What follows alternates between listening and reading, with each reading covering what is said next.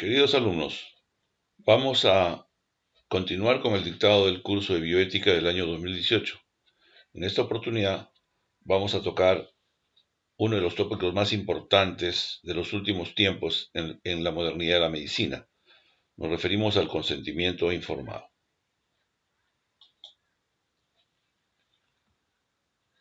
Si bien es cierto que el consentimiento informado está últimamente vinculado estrictamente con el ejercicio profesional de la medicina, sin embargo, desde hace muchos siglos, la mayor parte de transacciones y de actividades civiles estaban supeditadas a un tema de contratos, respaldados directamente por el aspecto civil de los procesos judiciales. A nivel del mundo, se hacen las adquisición de bienes, muebles, inmuebles, instrumentales o lo que fuera, a través de sendos contratos en los cuales se garantiza que el bien tenga las características que se supone están establecidas en los documentos que normalmente se realizan en este tipo de actividades.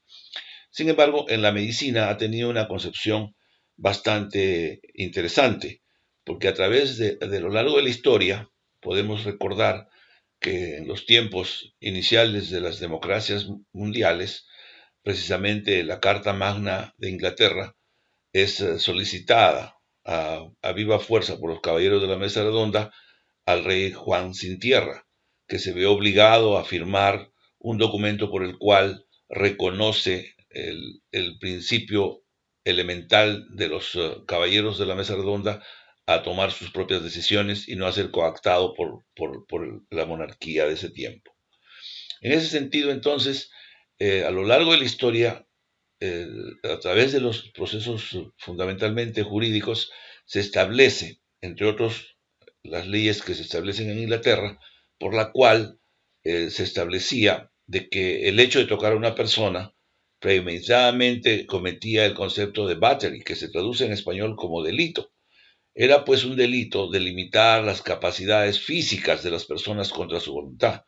Entonces, definitivamente, el concepto básico de la información y de la capacidad que tiene la persona de tener la autonomía necesaria para tomar decisiones está dada. La coacción física, mental, psicológica o intelectual pudiera ser una causal relacionada con el tema. Como ustedes saben, la medicina occidental se desarrolló en Grecia y fue precisamente Hipócrates y luego la pléyade de profesionales de ese tiempo que se dedicaron a este tema. Y en función de la propia filosofía, incluso de la ética y de la ética profesional, se establecía que el médico tenía la capacidad, como decía, el buen médico tenía que tener un buen enfermo, por lo tal se convertía en una especie de sumisión del paciente a las decisiones médicas. De manera que este concepto que después fue denominado paternalismo fue desarrollado a lo largo de la historia de la medicina prácticamente hasta nuestros tiempos. El enfermo, considerado como un ser infirme, falto de firmeza, no tenía la capacidad moral para tomar decisiones. Por lo tanto, se asumía que una buena preparación, una buena intención y un buen deseo del médico de curar a su paciente eran suficientes para realizar las actividades vinculadas al diagnóstico y al tratamiento. Sin embargo, como habíamos explicado en la clase anterior, los cambios sociopolíticos del siglo XIX, entre ellos que llegaron los ecos de la Revolución Francesa del siglo XVIII y la Revolución Americana unos años después, y luego la aparición del utilitarismo, entre otros liderado por Stuart Mill, por lo cual establece el principio de autonomía como el principio fundamental y que nos sirve a todas las democracias hasta nuestros tiempos para determinar la capacidad del ser humano para tomar decisiones de una manera libre, individualmente aceptable. De hecho, Stuart Mill manifestaba que era una potestad de los individuos decidir libremente mientras no se interfiera en el proyecto vital de sus semejantes. De manera que él estaba dando al ser humano la capacidad innata de la libertad para tomar decisiones. Es por ello que es conocido que existen pocas profesiones en el ámbito del saber universal en las cuales una persona puede tocar a otra persona sin cometer ningún tipo de delito. De manera que la medicina, entre otras, es una profesión que tiene que ver con los estudios que debe realizar en el aspecto físico y psicológico de las personas, de manera que probablemente sea una de las profesiones más afectadas en ese sentido. Si bien es cierto de que el consentimiento informado tiene varias raíces, probablemente una de las más fuertes y que tenga una de las, llamemos, representatividades mayores, es el famoso Código de Nuremberg. Recuerden ustedes, lo habíamos visto, al término de la Segunda Guerra Mundial se realizó el juicio de Nuremberg. Y en el juicio de Nuremberg hubo un grupo de profesionales médicos que se les denominó el juicio de los doctores. Y este juicio de los doctores precisamente fue para sancionar a aquellos médicos que habían tomado participación en experimentos en seres humanos y otras situaciones agravantes de las personas. En ese sentido, como respuesta, aparece el Código de Nuremberg y que establece en su primer artículo la necesidad de contar con un consentimiento voluntario de las personas como elemento absolutamente esencial. De manera que con este enunciado probablemente ya tenemos de una manera muy clara cuál es el concepto que debemos tomar en medicina para aplicar respecto a las voluntades de los pacientes para actividades relacionadas con la medicina en sí. Después, en los tiempos modernos, con el advenimiento de los cambios sociales, de los derechos civiles y otras manifestaciones que reivindicaron a las minorías, al género femenino y otras importantes avances, permitieron aparecer numerosas cartas en diferentes países, entre las que destacan la Carta de los Derechos de la Comisión Conjunta de la Acreditación de Hospitales de Norteamérica en el año 1970. Y probablemente otra de las muchas muy importantes es la Carta de Derechos de los Pacientes aprobada por la Asociación Médica Americana de Hospitales en el año 73.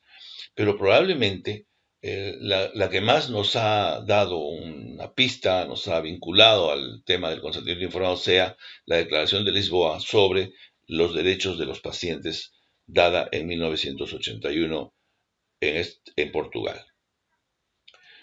Esta declaración indudablemente no tuvo una referencia directa al consentimiento informado, pero sí dio la estructura del mismo, por la cual el paciente tenía derecho a tomar decisiones, que el médico debería informar las consecuencias de sus acciones, que en los casos especiales de pacientes adultos y con la disposición mental estaban en el derecho absoluto de dar su consentimiento a las propuestas de diagnóstico y tratamiento, y asimismo contar con la información necesaria para tomar decisiones y poder hacer las preguntas correspondientes sobre sus problemas a los médicos tratantes.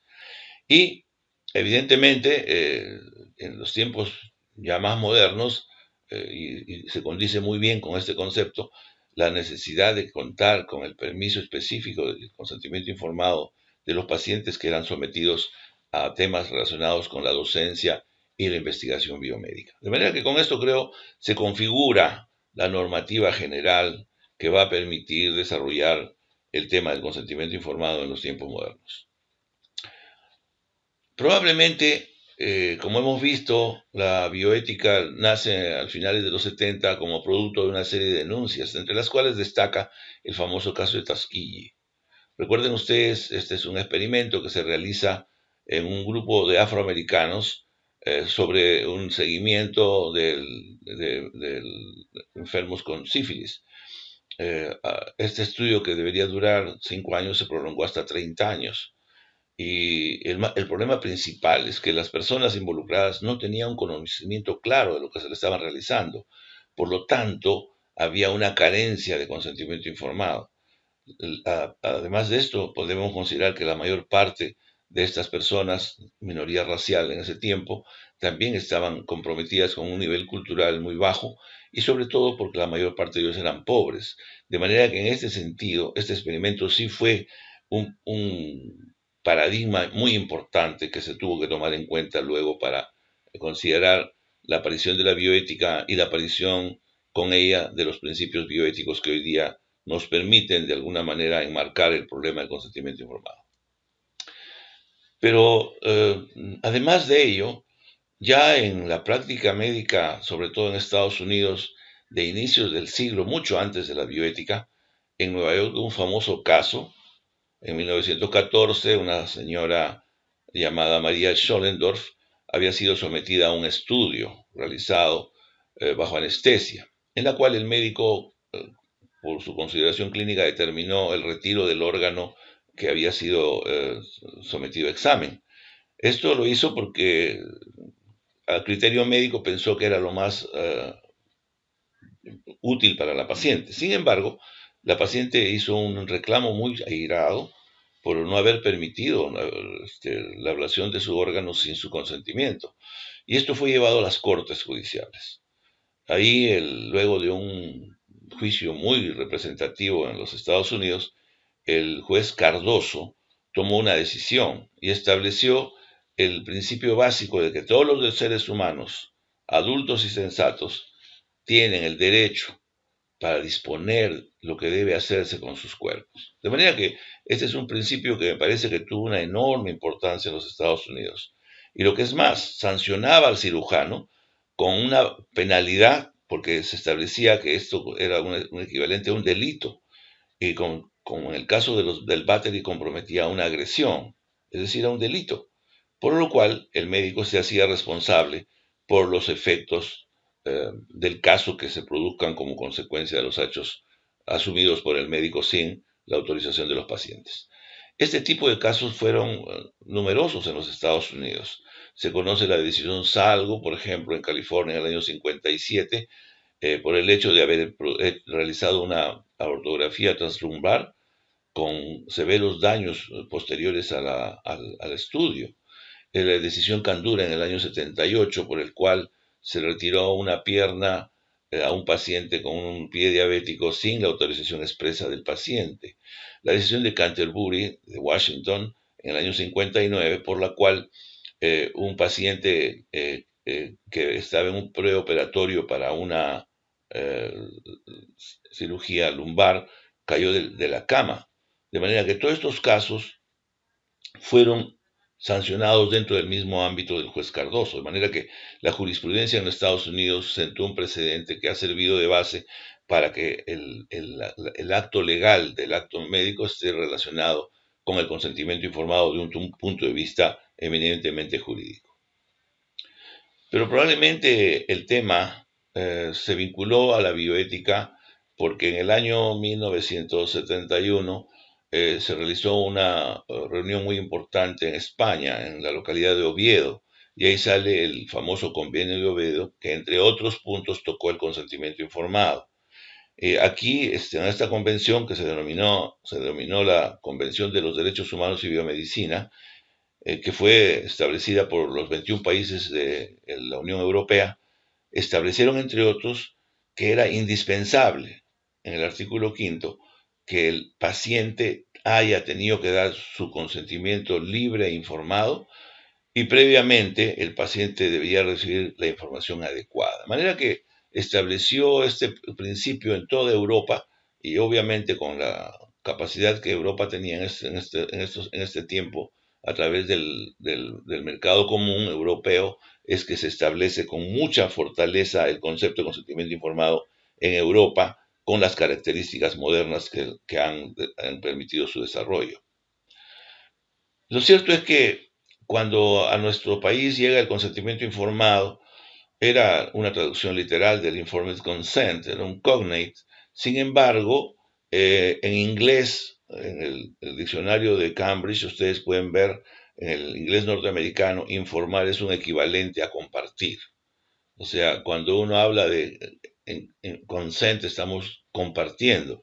En cambio, en español, el diccionario de la Real Academia de la Lengua establece que más bien es de consentir, permitir que alguien realice un acto sobre determinada situación. De manera que si ustedes hacen un análisis digamos, filosófico del término, probablemente el paciente inglés, norteamericano o europeo entiende de una manera diferente de la que nosotros tenemos en nuestros países de habla hispana. El proceso de consentimiento informado es, pues, una relación que se establece entre dos tipos de personas. Una que es el paciente, que viene con sus problemas fundamentalmente de salud y con las expectativas muy grandes, con otra persona que tiene sus roles, metas, agenda y objetivos de vida muy bien trazados. Y entre ellos se establece algún tipo de relación que debe terminar en el proceso del consentimiento informado tal cual nosotros lo conocemos. Esto evidentemente en la búsqueda del mejor interés del paciente. De manera que esta situación del consentimiento informado se produce como una final de una capacidad de comunicación entre dos extraños que tienen un plan de acción que solamente beneficiará el mejor interés del paciente y permitirá alcanzar los objetivos que el paciente se plantea como un derecho primario de su situación de salud. Eh, en el Perú, el consentimiento informado ha sido desarrollado a lo largo de la historia. Ya hemos mencionado los antecedentes previos del juicio Nuremberg, la declaración de Helsinki y probablemente el reporte Belmont, que han sido los temas más importantes que han surgido. En el Perú, en el año 1997, la Ley General de Salud reemplaza al Código Sanitario anterior. Si bien es cierto que el Código Sanitario era un código bastante avanzado, realizado durante el gobierno de Velasco Alvarado, esta nueva Ley General de Salud era más bien un compendio de los cambios mundiales, fundamentalmente de España, que reconocían, entre otros, el tema del consentimiento informado. Ya el consentimiento informado se establece en 17 puntos de la Ley General de Salud y se perfila como una nueva relación médico-paciente que no se había realizado en los 200 o 300 años de historia republicana. Luego, el Código Ética del Colegio Médico del Perú, el segundo del año 2000, ya incorpora el consentimiento informado como un tema relacionado con la ética. El Instituto Nacional de Salud, en el año 2004, establece el reglamento de ensayos clínicos, que establece, entre otros, la preeminencia del consentimiento informado para la investigación biomédica. Ese es un punto sumamente importante porque además de reconocer al consentimiento informado como una situación válida, le da las características y la obligatoriedad de realizarse en todos los casos, de manera que todos los pacientes que entran a una investigación deberían referir a un consentimiento informado detallado, que generalmente son más de 10 páginas. Luego, el Código Ética del Colegio Médico del Perú, la revisión del año 2007, establece el consentimiento informado de una manera definitiva y le da las características actuales, o sea que lo vincula directamente como un tema legal y ético, de manera que exige de los médicos su cumplimiento discrecional de la mejor categoría. Luego aparece la norma técnica de la historia clínica en el año 2006, que determina cuáles son las características que debe tener como documento la historia clínica y establece el consentimiento informado como uno de los elementos centrales que no existía antes de esta dación de este reglamento. Y el reglamento ha sido modificado y ha aparecido una nueva ley sobre los derechos de los usuarios en salud.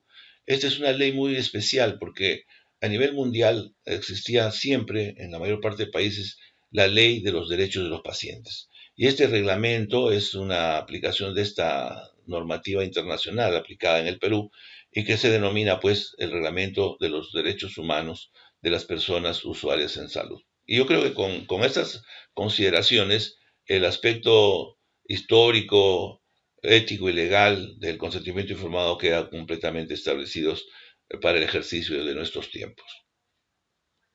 Este marco legal, entonces, resume una serie de situaciones que incluyen normas éticas y legales, de manera que hoy en día tenemos un sustento de este tipo que permitirá que el consentimiento informado sea tomado como un elemento central del proceso en la relación médico-paciente.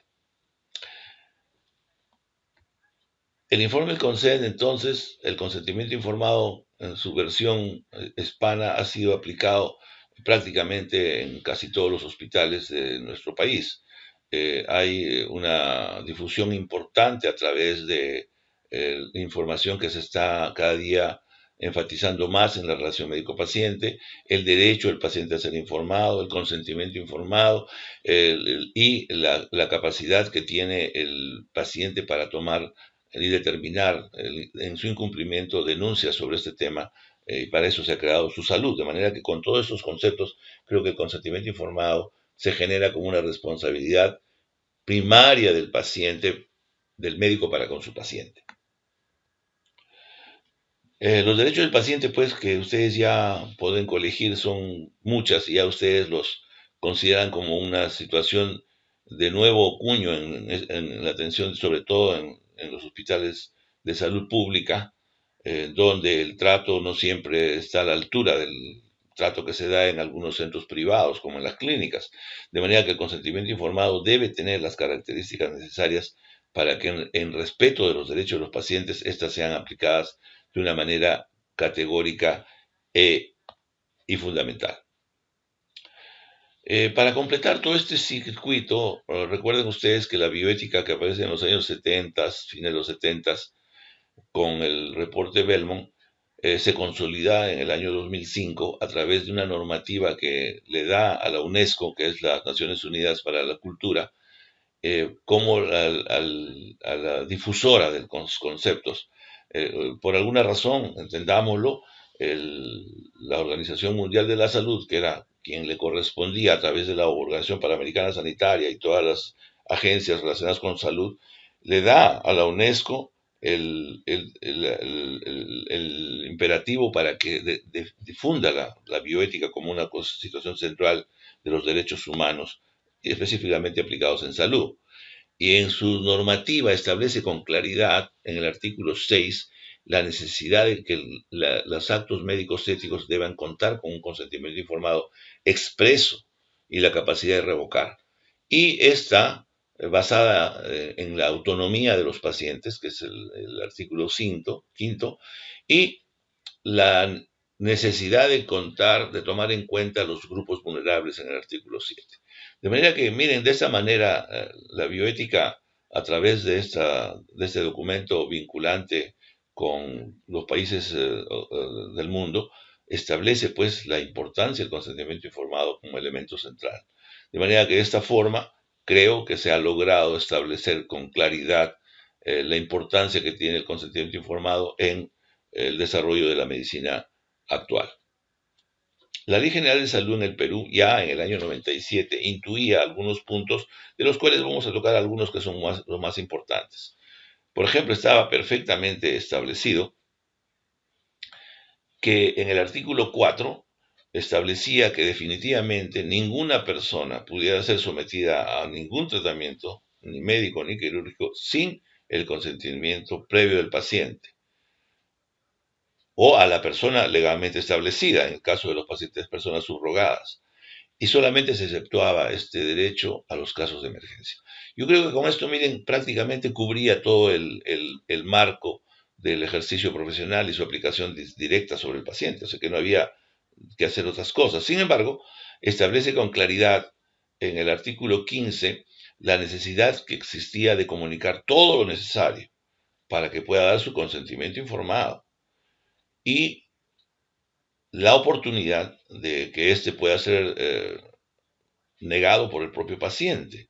De manera que el paciente tiene todo el derecho a aceptar o rechazar un tratamiento propuesto por el médico.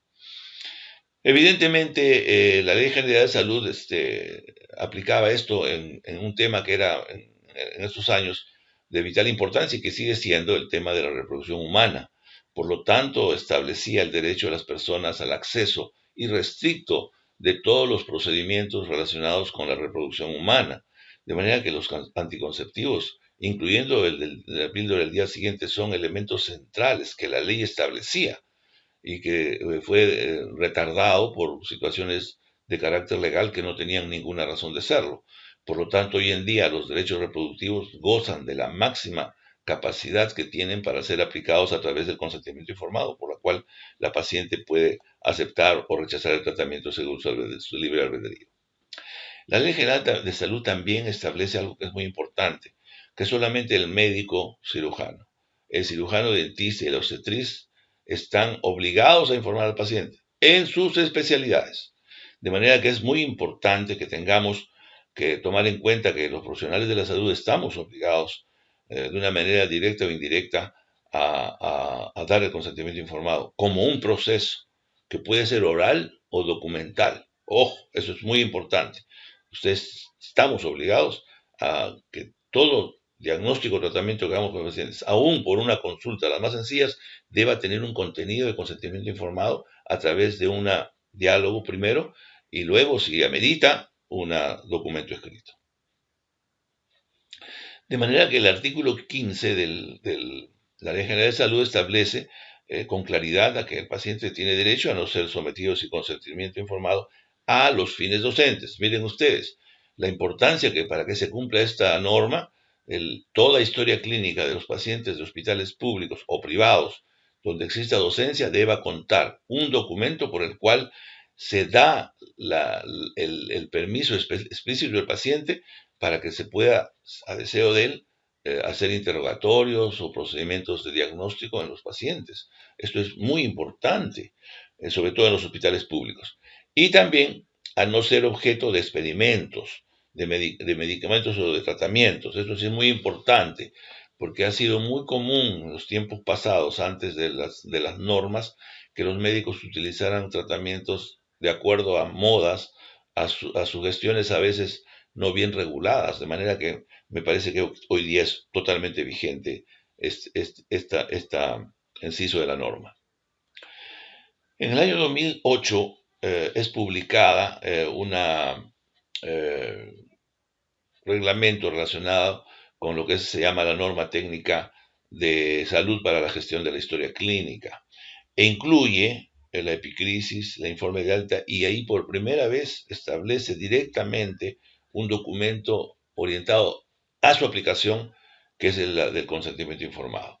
De manera que aquí dan los datos necesarios, básicos, que me han permitido entender la importancia. Y entre otros, hace una definición que me parece que no difiere de las que ya se han hecho antes en otros países y en otras latitudes, en las cuales el consentimiento informado es, pues, la conformidad expresa de un paciente a recibir o rechazar una atención médica en forma libre, voluntaria, consciente, que cualquier profesional autorizado le brinde, y después de esta información recién se dé el permiso para la realización del procedimiento.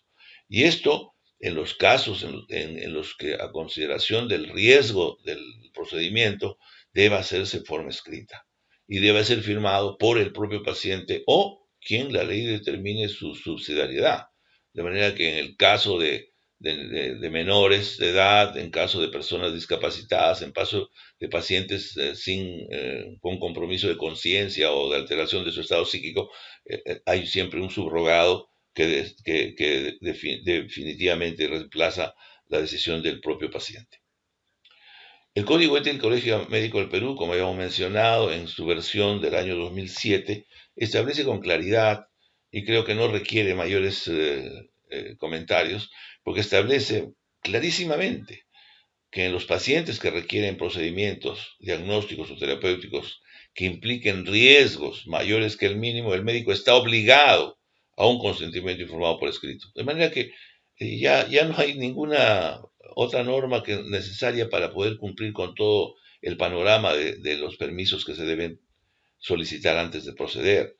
Estas intervenciones, obviamente, el propio Código de Ética establece que no se requieren solamente en casos de emergencias comprobadas. Lo que es más, la norma ética va más allá y miren, explica con mucha claridad cuáles son el rol del médico, en el cual debe explicar al paciente sobre la naturaleza de sus síntomas o su enfermedad, posible o probable, hasta que comprenda su situación clínica, ponderando el principio del privilegio terapéutico, es decir, en los casos en los cuales la noticia o el diagnóstico del paciente pueda dañar al paciente psicológicamente o de algún otro tipo. Igualmente, en el caso de incompetencia de los pacientes, el médico debe proporcionarlo a las personas que establezca la ley.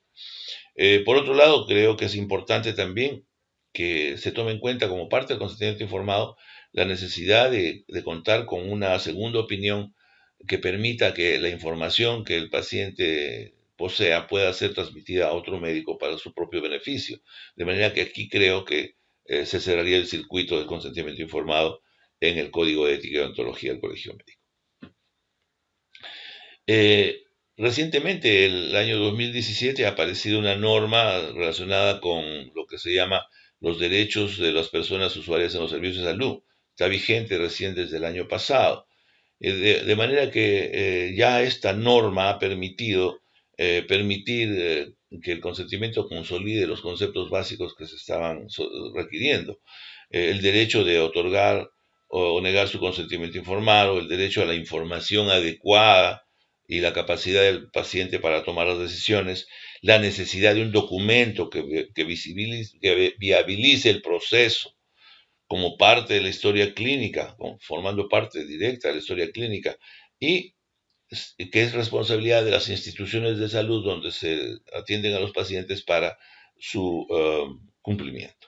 De manera que esta nueva norma establece con claridad y añade que en caso de personas no capaces o que no supieran firmar, utilizar la huella digital. De manera que, miren, la exigencia cada día es más, digamos, drástica, más avanzada y más amplia sobre el consentimiento informado. De manera que ese tema es algo que debemos conversar y utilizar adecuadamente.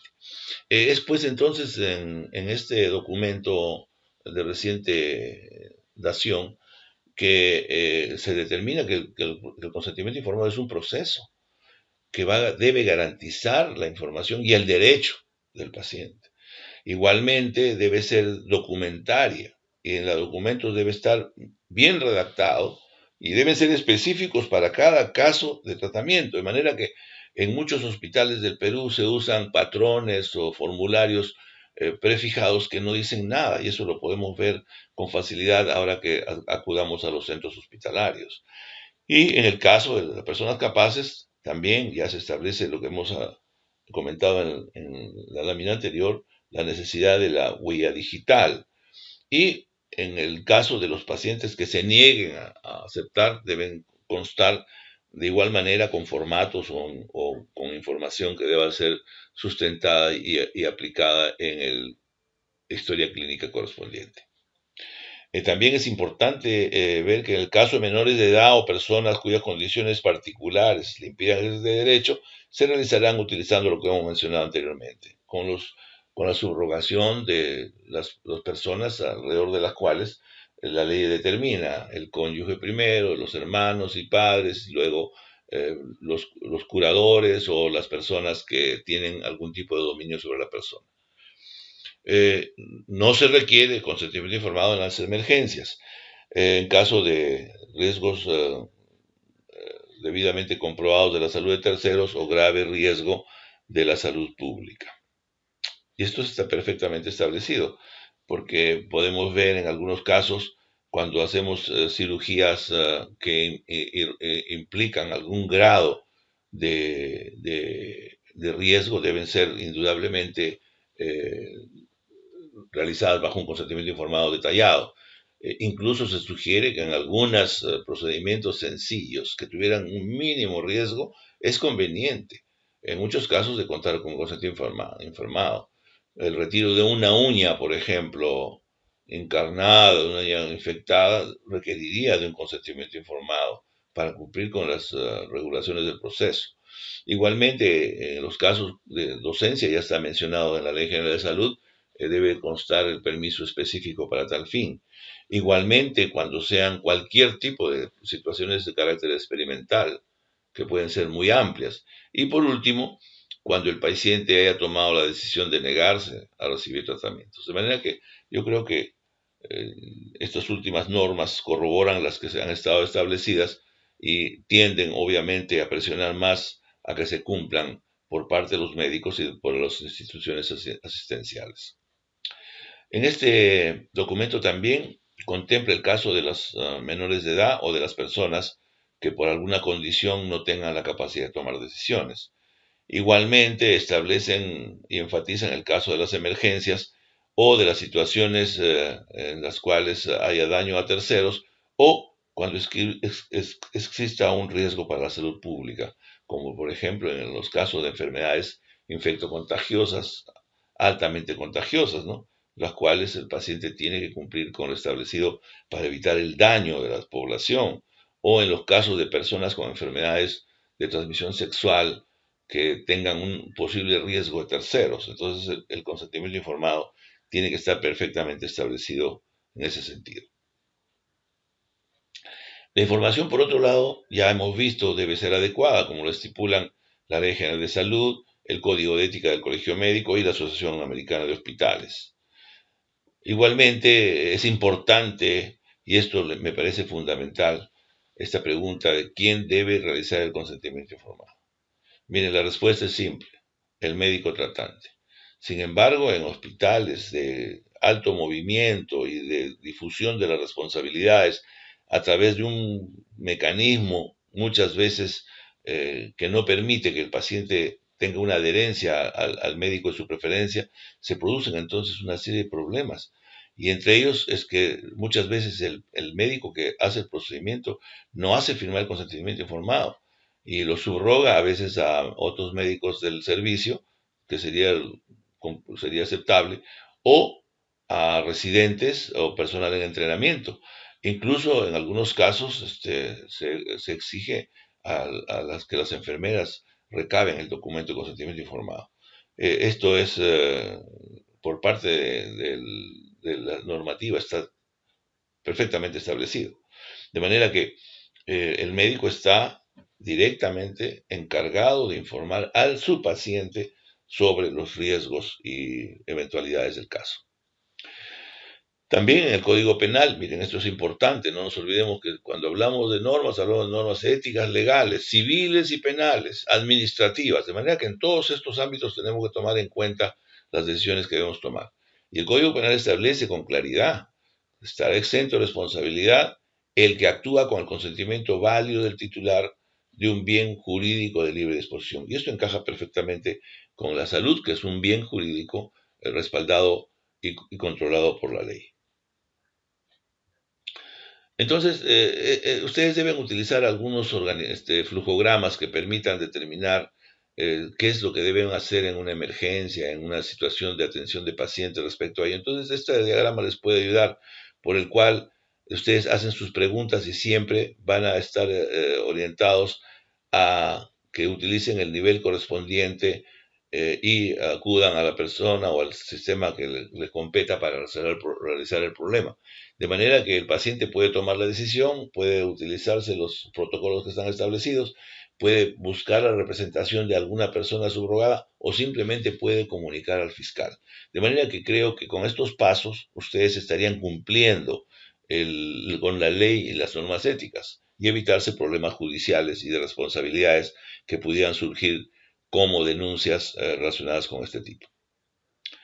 Ya se han hecho esfuerzos en el Perú para establecer el consentimiento informado, sin embargo, hay todavía muchas dificultades para su aplicación por diversas situaciones que habría que evaluar. Y creo que existen a veces por falta de información, otras por falta de tiempo, otras por falta de entendimiento de los propios médicos, también por falta de conocimiento de los pacientes y otros factores más que hacen que el consentimiento informado no se cumpla a cabalidad como está establecido claramente en las leyes. Este es un estudio muy sencillo que realizamos en el Hospital Sabogal para determinar si el consentimiento informado de un grupo de pacientes que habían sido operados en el hospital, cuál era la situación de su conocimiento después de la operación. Y resulta que era malo, miren ustedes, en el 69% de los pacientes, y solo regular en el 34%, y era óptimo solo en el 5%. De manera que ustedes deben considerar en qué medida estaban en este caso, incumpliéndose con las normas establecidas. Pero lo importante, más allá de que fuera una falla en la aplicación de la norma, es que en los pacientes que tenían educación primaria, comparados con la educación superior, en rosado se ve el mal nivel que habían alcanzado. En cambio, en los pacientes con educación superior habían alcanzado un mejor nivel. De manera que, en general, el nivel alcanzado en primaria no llegaba ni siquiera a la cuarta parte de lo que se lograba en los pacientes de educación superior. Entonces, esto significa que es una situación discriminatoria contra la población que tiene bajos recursos económicos, bajo nivel de cultura y un bajo conocimiento de sus derechos como pacientes. De manera que esto es algo que flagrantemente no debe aceptarse. También es importante otro estudio de los que hacemos con ustedes en las encuestas que realizamos, encontramos en un hospital que respecto a los conocimientos que tenían sobre la capacidad de los pacientes de tomar decisiones, el nivel que alcanzaban los médicos tratantes en este año solamente alcanzaba el 55% de las características teóricas del consentimiento informado. En cambio, en el grupo de internos que habían terminado los cursos de ética, bioética y estaban recién empezando a ejercer, su nivel de conocimiento era mucho mayor, casi alcanzaba el 100%. De manera que esto es un problema generacional. Estoy seguro que en el futuro los médicos van a tener mejor aprestamiento y mejores condiciones para ejecutar estos consentimientos informados. Les voy a enseñar 3 casos que me parece que son muy importantes y que nos van a permitir entender cómo es el consentimiento informado. Todos estos casos los hemos sacado de la práctica real a través de observaciones que hemos hecho en el Colegio Médico del Perú ante denuncias presentadas por pacientes respecto a problemas de salud. El caso de un paciente de 67 años con adenoma de próstata y que acude para una resección transuretral normal. El paciente es abordado por el médico, quien le garantiza que la operación es prácticamente inocua con el nivel de experiencia y con los mecanismos modernos para este tratamiento. Sin embargo, el paciente aparece con un problema de retención urinaria a pocas horas, a pocos días de la operación, que sale con el retiro de la sonda, pero luego hace una nueva retención urinaria. Entonces el paciente obviamente denuncia al médico por incumplimiento de la promesa y de lo establecido y se entra a un proceso de juicio. En el interín, otro médico o un cirujano atiende al paciente en otro centro hospitalario y lo opera de una estenosis uretral residual. De manera que, como ustedes ven, aquí la falla médica produce la queja del paciente y la respectiva denuncia al colegio médico. Lo interesante es que el consentimiento informado, como ustedes pueden ver de esta clínica feliz, es un consentimiento informado que realmente no tiene ninguna especificación respecto al diagnóstico y al tratamiento. De manera que miren, con la letra del médico solamente se coloca lo que se iba a realizar, una resección transuretral de próstata. De manera que ese es todo el consentimiento informado que tenía el paciente. Entonces el paciente se queja, pues, y establece que todo lo que decía en este documento era una situación en términos generales, asumiendo que el paciente había recibido el tratamiento que se le había solicitado y que el tratamiento simplemente era una resección transuretral de la próstata.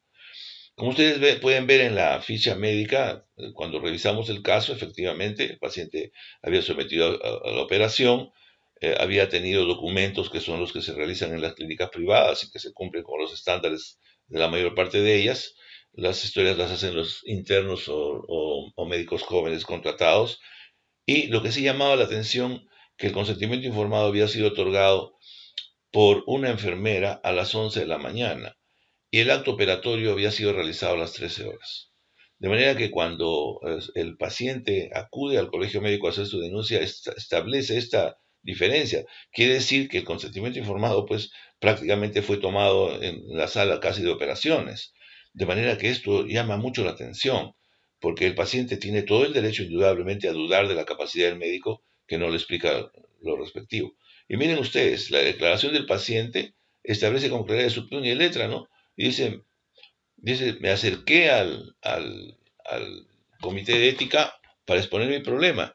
Y él dice, ¿no? Claramente, el doctor fulano y tal no me explicó antes de la operación cuáles serían los posibles complicaciones o secuelas que podrían aparecer. O sea, miren, el paciente con claridad, con su letra en mano, escribe lo que estamos comentando. De manera que esto es claro. Y creo que aquí no se lo podía rebatir el médico nada, porque lo estaba diciendo el paciente. Y luego él ya explica lo que él considera de su parte, ¿no? Dice, considero ya él con su conocimiento y con su erudición, dice, considero que hay dos momentos de la mala praxis. Dice, uno en el momento en que la operación se realizó, por la cual, dice, no tuvo el conocimiento necesario, y dos, que habiendo sido sufrido estos procedimientos, no encontró al paciente. Ya le da una connotación, pues, que podía ser tomada incluso como una situación de abandono de paciente, descuido de paciente. Miren ustedes cómo se complican las cosas. De manera que, de esta manera, el médico también, en su declaración, el Colegio Médico del Perú, de puño y letra, establece, ¿no? Y dice, el señor fulano de tal, persona ilustrada, fue también claro, se le explicó, firmó el documento y sin problema de su hospitalización. De manera que el médico, su palabra, establece con que de alguna manera sí había comunicado al paciente. Entonces, esta situación queda como una situación de dos personas, ¿no? Una persona que tiene una visión del problema y la otra que tiene otra visión. Entonces, es muy difícil juzgarlo. Sin embargo, el médico, miren en su descargo, dice, durante el paciente nunca ha sido desatendido. Otro médico que no lo informó. Aquí sí hay una falta, miren ustedes. El otro médico que en vez de comunicarse con el médico, de hacer un rapport, conversar sobre la situación del paciente, lo opera creando en el paciente una situación indudablemente de angustia y de rechazo. De manera que miren ustedes, aquí un caso que es netamente de carácter de probable malpraxis o denuncia de malpraxis, involucra al consentimiento informado como un elemento central. De manera que tienen que tomar en cuenta la importancia que tiene y los pacientes ahora no son fáciles de convencer. Este segundo caso también es un caso interesante. Es el caso de una señora de 57 años que acude por presentar un problema de una tumoración en la axila.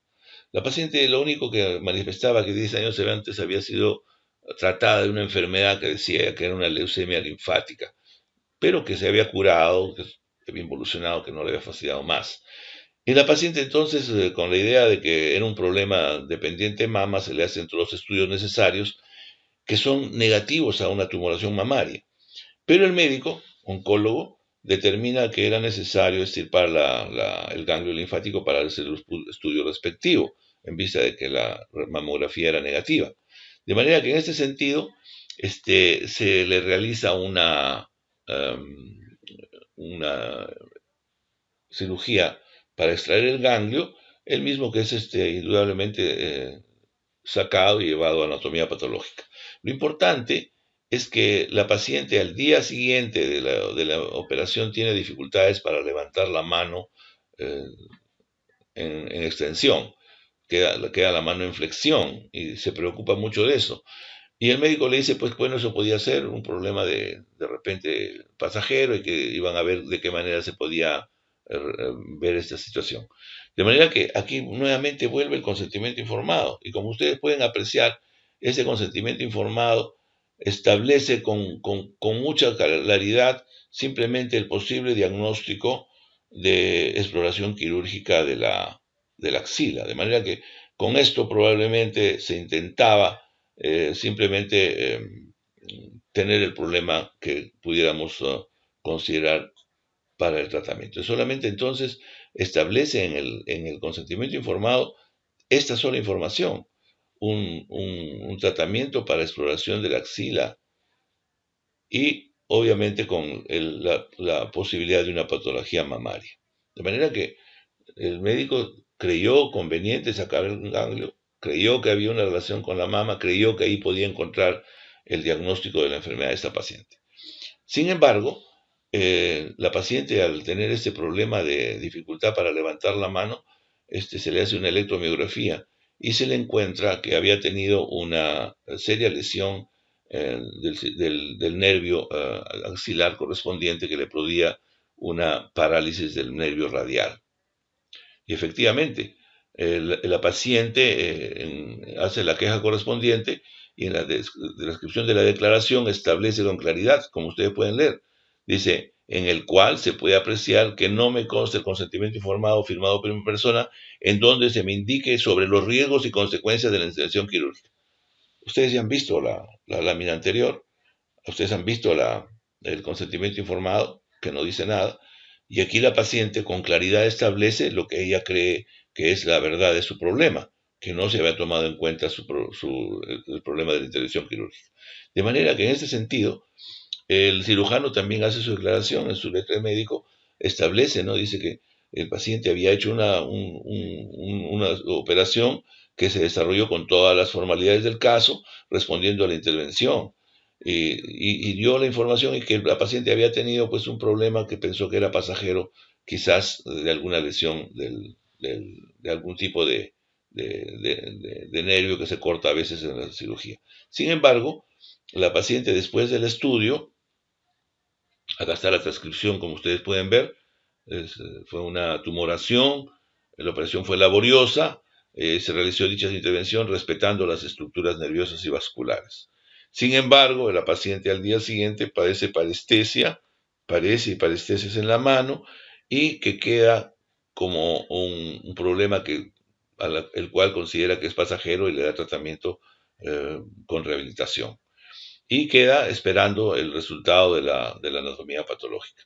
Y la descripción de la anatomía patológica establece la presencia de lo que era un neurofibroma. Entonces el ganglio, supuesto ganglio, era un neurofibroma, que indudablemente por medio del cual pasaba el nervio radial, de manera que la raíz del nervio radial, de manera que al hacer la cirugía, la paciente quedó con esta secuela de mano en caída de gota que produce pues la reacción del nervio radial.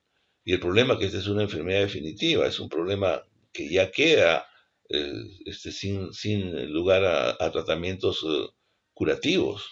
De manera que, como pueden ustedes ver, en un caso donde el médico probablemente tenía toda la buena intención, sin embargo, no hubo un consentimiento adecuado que predijera, aunque sea de alguna manera, que diera una pista para que la paciente esté alertada de que toda cirugía o toda situación de tratamiento pudiera ser potencialmente peligrosa. De manera que, como ustedes pueden ver, eso es algo sumamente interesante. Igualmente, el último caso que vamos a ver es el caso de una paciente que es remitida al servicio de oncología de cabeza y cuello de un hospital público y que tiene una tumoración en la tiroides. Como ustedes ven en la patología que nosotros vemos en la clínica, es frecuente la aparición de tumoraciones a nivel de la tiroides. Y la mayor parte de ellas son pues adenomas y en algunos casos pueden ser carcinomas. En este caso, los estudios que se le realizaron por biopsia de aspiración mostraron que era negativo a células neoplásicas y que los estudios gamagráficos no mostraban mayor situación vinculada a la posibilidad de un cáncer de tiroides. Sin embargo, el médico programa a la paciente para una cirugía ablativa, en este caso plantea una cirugía, una extirpación total de la tiroides y que la realiza pues en la consideración de que la paciente, siendo una persona que si hubiera sido una neoplasia no hubiera tenido la posibilidad de mejorar y podía olvidarse el problema, de manera que con la buena intención del médico decide hacerle una cirugía radical de la tiroides. Sin embargo, el examen microscópico de la tiroides muestra lo que es una tiroiditis de Hashimoto. Como ustedes saben, la tiroiditis de Hashimoto es una enfermedad autoinmune de la glándula que produce más bien un bocio eutiroideo. De manera que en general la tiroiditis de Hashimoto no se opera, solamente se da tratamiento y se hace observación. De manera que en este caso la paciente fue operada de una posible tumoración que no apareció. De hecho, el consentimiento informado que revisamos en la historia clínica tenía una cosa muy importante, carecía del nombre de la paciente. De manera que del diagnóstico del paciente. De manera que, mire, como ustedes pueden ver acá, en el documento auténtico del hospital, carecía de la información relacionada con el paciente. La paciente entró, la operaron, ni le pidieron, y si le pidieron solamente firmó, pero no se puso la información relacionada con la patología. De manera que cuando el médico fue a hacer su descargo, no había en el documento de consentimiento informado nada que obligara a entender que había sido diagnosticada y que se le había propuesto una cirugía vinculada a un carcinoma de tiroides. De manera que en este sentido, la paciente meses después comenzó a presentar problemas. Los estudios que se realizaron mostraron un problema de osteoporosis marcada relacionada con un problema metabólico de la tiroides y por una falta de paratiroides, que como ustedes saben, una cirugía radical de tiroides también elimina las paratiroides, que son cuatro pequeñas porciones de tejido difícil de diferenciar en este tipo de cirugía. Y la paciente acude pues a la queja acarreando un problema de hipoparatiroidismo postcirujano y también un cuadro de hiperparatiroidismo e hipocalcemia. De manera que la paciente entró y salió con una situación que termina en un problema de salud importante. Bien, lo que también debo añadir es que luego de esto se realiza una auditoría de salud por parte de su salud. Como ustedes saben, a la denuncia de los pacientes, su salud entra a tallar. Y miren ustedes con qué claridad el médico establece, se establece, ¿no? Vamos a ver lo que son los resultados. Dice, no fueron solicitados por el médico los exámenes auxiliares. Por lo tanto, terminaron en un diagnóstico de hipotiroidismo adquirido. El doctor, el médico tratante, consigna la historia clínica, la citología es negativa para neoplasia. Sin embargo, siendo negativo, les saca la tiroides. De manera que, de acuerdo a su salud, establece remitir el presente informe al hospital de apoyo para que realice las medidas correctivas. Informar el resultado del presente informe al recurrente, al paciente, y remitir el presente informe a ICIPRES para que supervisen las medidas correctivas aplicadas.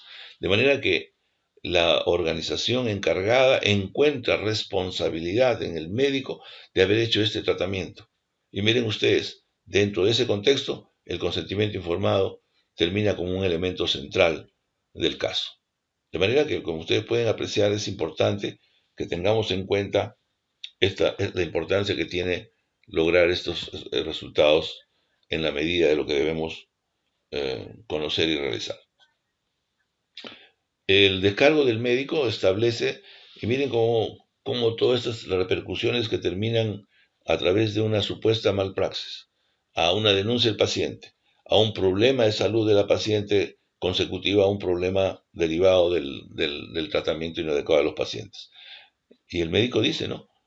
Con respecto a esta conclusión, los actos estuvieron basados en las guías prácticas de la tiroides de Hashimoto, que es lo que teóricamente no debe operarse. Es decir, se pretende utilizar la guía de práctica clínica de tiroiditis de Hashimoto de manera retrospectiva, cuando la guía de la práctica clínica que debe evaluarse para la acción médica debe ser la guía de práctica clínica de tumoración cervical o tumoración de tiroides. De esta manera el médico cree que ha hecho una cirugía dentro de los límites que las guías establecen. Y como ustedes pueden apreciar, esta paciente fue sometida a una cirugía exagerada que no le correspondía. Y como pueden ver, el consentimiento informado no avala a favor del médico y lo único que hace es agravar la situación del mismo, al no tener ni siquiera la explicación que posteriormente la paciente manifiesta. De manera, pues, queridos amigos, estamos en el siglo XXI, estamos en un cambio radical de la relación médico-paciente, estamos en el periodo del reconocimiento absoluto de los derechos de las personas, por lo cual los médicos tenemos que tener muchísimo cuidado para que la práctica clínica esté enmarcada dentro de lo establecido en las normas y éstas estén vinculadas estrictamente a los temas que, entre otros, están respaldados por el consentimiento informado debidamente y adecuadamente emitido y que sirve de respaldo para cualquier situación que en caso de complicaciones pueda avalar a favor del médico. Esto es todo, muchas gracias. Estaremos contestando sus inquietudes en el seminario de esta semana. Muchas gracias. Buenos días.